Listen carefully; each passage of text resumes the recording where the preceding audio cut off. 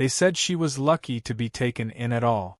19, still untouched and unwanted. What use did a town like Grafton's Hollow have for a girl like Eliza May Cartwright? Her mother had died 2 winters ago with a whisper of blood on her lips and too many secrets stitched into her hemline. Her father drank those secrets down with his whiskey and left Eliza to fetch her own name from the dust. By spring, he'd sold off the sewing machine, the mule, and finally, her future, for the price of a handshake and half a sack of grain. The man who came for her didn't speak much. He didn't need to. Silas Rourke was a widower, and Grafton's Hollow had long made him a legend of sorts, not because he was rich, not because he was cruel, but because he was quiet. The kind of quiet that unsettled folks. They said his wife died birthing their firstborn in the back room of that lonely farmhouse on Bitter Ridge. They said he buried them both beneath the cottonwood and hadn't smiled since. Eliza stood on the cracked porch of the sheriff's office, her belongings wrapped in a flour sack, the rest of her worth pressed into the stiff fabric of a faded calico dress. Silas approached without ceremony. His boots made no sound on the dirt. He nodded once. She nodded back. It wasn't a meeting, it was a surrender. The wagon ride out to the farm stretched long as the sky. They passed yellow fields bending in the wind like they didn't care who came or went. The sun dropped slow, bleeding across the horizon, and Eliza watched the light die with a kind of relief. He didn't speak the whole way. Not even when the wheel caught a rut and the whole cart jostled hard enough to make her gasp. He just tightened the reins and kept driving. When they arrived, he gestured toward the house and let her step down first. The farmhouse stood like a memory someone tried to forget, gray wood, one shutter hanging loose, no flowers near the door. He led her inside and pointed to a small room with a narrow bed and a lopsided dresser. "You can sleep here," he said. His voice was rough but not cruel. Then he added, "You don't owe me anything." That night, she lay stiff under a quilt that smelled faintly of cedar and long abandonment. She expected the floor to creak with his steps, for the door to open slow and quiet, for a hand to touch what had been traded. But nothing came. Only wind against the window pane and the aching emptiness of being somewhere strange, somewhere still. In the morning there was coffee on the table, bitter and strong. A bowl of oats already cooling. He had already gone out into the fields. She stared at the food as if it might speak, as if it might explain him to her. Then she ate, each bite like chewing her own pride. Days passed that way. Quiet. Predictable. He worked. She cleaned. The silence between them stretched, not hostile, just vast. Like standing at the edge of a canyon and knowing you'd never shout loud enough to hear an echo. She tried to make bread one afternoon, fumbling through what her mother once showed her. The loaf came out hard and uneven.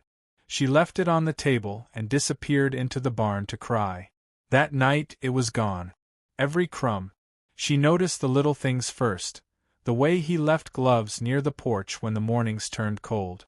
The way he pulled the chair back under the table after she left the room. He never looked at her too long, never touched her by accident or on purpose. He moved around her like a man skirting fire he could not name. One afternoon, she found him on the roof of the shed, hammering boards with one hand, the other cradled awkwardly to his chest. She called up to him. He didn't answer. But when he climbed down, face pale and breath shallow, she caught his arm and pulled him inside without asking. He didn't argue. Didn't wince. Just sat while she wrapped the wrist as best she could, her fingers trembling worse than his bones. "You should have told me," she whispered. He looked at her then. A long, unreadable look. "Didn't think it mattered." "It does." That night, he left a flannel coat folded on her bed. Her name stitched in the collar. Not with thread, but with something quieter. Recognition, maybe. Or apology. The next morning, she wore it without comment. He didn't mention it either. But when she passed him his coffee, his hand brushed hers and didn't pull away right away. Just a second longer than habit required. One evening, after supper, she lingered on the porch while the wind stirred the wheat. He stood nearby, lighting his pipe, his gaze somewhere distant. She dared to speak. "Why me?" He didn't answer for a while. When he did, it was soft. "Didn't want someone broken. Just someone quiet." "I'm not quiet," she said, surprising herself. He looked at her then, eyes catching the last of the amber light. "Not anymore." The next day, word came from town. A preacher's wagon would pass through Sunday, and folks would be gathering near the chapel. She saw the way Silas stiffened when he read the notice. She didn't ask why. She already knew. Towns like Grafton's Hollow had long memories and short tolerance for things that didn't fit neat in church pews. She spent that night combing her hair by lamplight, wondering what she was becoming. She was still Eliza May, still the girl who was given away, still the girl who hadn't been kissed, hadn't been touched. But she was also something else now. Not owned. Not protected. Seen. Just a little. When she stepped out the next morning, Silas was waiting on the porch, holding 2 cups of coffee, both steaming, both full. The silence between them had changed. It was no longer the silence of strangers. It was the silence of 2 people walking the same hard road, side by side, too cautious to name it love. But maybe something close. And just like that, for the first time in her life, she didn't feel small. She felt planted. Like something that might grow. The harvest came late that year, the kind of slow ripening that makes a person ache with waiting. The fields stretched golden and stubborn, refusing to give up their yield until the sun had baked the last of summer from the land. Eliza worked beside Silas from sunup to dusk, sweat collecting beneath her bonnet, hands blistered from pulling, lifting, hauling. They didn't speak much, but their silences had changed. They were no longer heavy with fear or strangeness. They breathed easier, like 2 trees that had finally found the same patch of wind. Some afternoons, when the wind softened and the sky turned the color of a bruised peach, Eliza caught herself humming. The tune wasn't one she knew from childhood, it rose from somewhere deeper, somewhere quiet. And once, when she looked up mid-verse, she found Silas watching her. Not with hunger, not with pity, but with something gentler, as if her voice reminded him of a door left open, a life he'd once believed closed forever. He carved her a wooden horse that week. Left it on her windowsill like an offering. It wasn't pretty, the legs were uneven, the mane more suggestion than detail, but it was a gift, the first she'd received in years. She picked it up with shaking fingers, and before she knew it, tears were slipping down her cheeks. She didn't cry for the horse, not really. She cried for the girl who had thought she'd never be looked at with anything but use or dismissal. That evening, he lingered near her doorway. His boots scuffed the floorboards.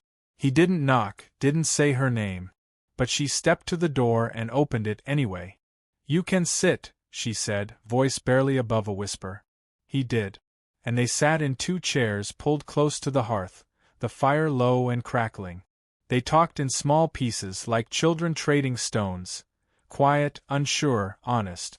She told him about her mother's humming needle, the way it danced through fabric like it held magic. He told her about the oak tree he'd planted for his wife, how it hadn't grown more than a few inches in 5 years. "It just won't take root," he'd said, not looking at her. "Maybe it's waiting," she said. "Some things grow slow." Not wrong. Just slow. The days passed like pages in a book neither of them had expected to keep reading. Then came the fire. It started with a flash behind the barn, a crack like dry bone breaking. Eliza had just stepped outside when she saw the smoke, thick and black, pouring upward like it wanted to smother the stars. She didn't wait for orders. She ran barefoot across the field, skirts caught in the wind, lungs burning. The livestock were frantic inside, hooves thundering against walls. She opened the gate and shouted, her voice raw, her body moving without thought. Silas found her there, choking on smoke, her arms scraped from where she'd pulled boards loose. He dragged her out, half carrying her to the dirt. She coughed until she could breathe again, and he just held her there, arms wrapped around her like he thought she might vanish. No words passed between them, only the sound of fire collapsing wood and the beating of two terrified hearts. The barn burned to the foundation. By morning, so had the town's patience. They arrived not long after sunrise, neighbors with stiff mouths and tighter eyes. The preacher's voice cut through the wind, thick with accusation. A woman living alone with a man? No ring, no vows? And now fire? Coincidence rarely burns so bright. Eliza stood before them, soot still staining her skin, lips cracked. She could feel the weight of every eye, every assumption. But this time, she didn't lower her gaze. "I wasn't taken," she said. "I chose to stay." The silence that followed was longer than any sermon. Then Silas stepped forward, placed his calloused hand over hers, publicly, plainly. No apology, just fact. He looked at the preacher, voice level. "You don't speak for us." And that was it. The town didn't clap, didn't cheer. But the crowd shifted, just enough to let light through. Judgment didn't vanish, but it scattered, like birds startled from a fence line. In the weeks that followed, they rebuilt the barn. Eliza helped, hammering alongside Silas, learning the feel of lumber and sweat and purpose. The farm became more than a shelter. It became shared. When she planted herbs along the windowsill, he didn't question it. When he added a rocking chair beside hers on the porch, she didn't ask why. One evening, after a long day fixing fence posts, they walked down to the creek. The sky was painted in indigo and fire, the water catching the light like glass. She slipped off her shoes and stepped into the current, the cold making her laugh. Really laugh, belly deep and unguarded. Silas stood watching her, hands in his pockets, face softer than she'd ever seen it. She turned to him, wet skirts clinging to her legs, hair loose in the breeze. "You ever get tired of being alone?" she asked, not out of accusation, just wonder. "Every day," he said. She stepped toward him, slow, careful. Raised one hand to his chest, her palm resting over the steady drum of his heart. He didn't flinch, didn't pull back. He laid his hand over hers, holding it there. No kiss, no declarations, just breath and presence, and something unspoken stretching warm between them. Later that week, a girl came to the farm. No older than 16, face bruised, eyes wild. She didn't speak much, just pointed down the road and shook her head. Eliza didn't hesitate. She opened the door and led her in, setting the kettle to boil. Silas built a bed in the loft that night, working past sundown. "She can stay as long as she needs," Eliza said. "She will," he answered. They didn't name what they were building. It wasn't marriage. Not yet. Not even courtship in the old sense. It was something quieter, something built from silence and choice and small kindnesses. A home not marked by vows, but by the space two people made for each other without demanding more. By winter, the cottonwood outside bloomed unexpectedly, late, small blossoms clinging despite the frost. Silas looked at it one morning and shook his head in disbelief. Never seen it bloom this time of year. Eliza smiled, wrapped her shawl tighter. "Some things grow slow." He looked at her then, full and direct. "But they grow." And for the first time, the silence between them felt like a promise.